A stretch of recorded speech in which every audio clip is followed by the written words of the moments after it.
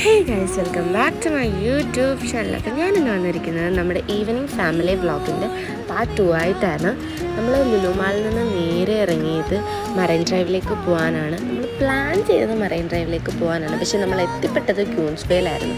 അവിടെ car park ചെയ്യാൻ പറ്റാത്തതുകൊണ്ട് നമ്മൾ ക്യൂൻസ്വേയിൽ വന്നത്.